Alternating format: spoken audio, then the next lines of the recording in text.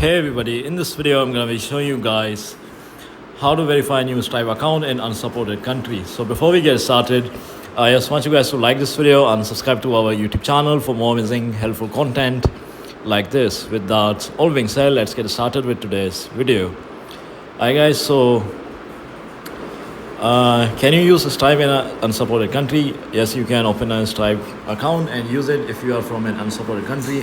Although there is a process to go about it, and that is and their post is about. So these are all the countries you can use Stripe in. So you can take a look. So if you want to use Stripe in unsupported country, you are going to need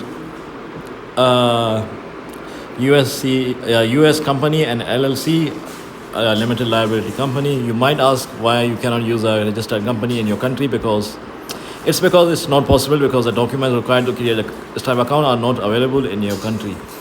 Forming an LLC is not hard and does not require much paperwork. What you need is just employer identification number or tax ID, a US physical address, a US number, and a US bank account. Getting these things is not difficult.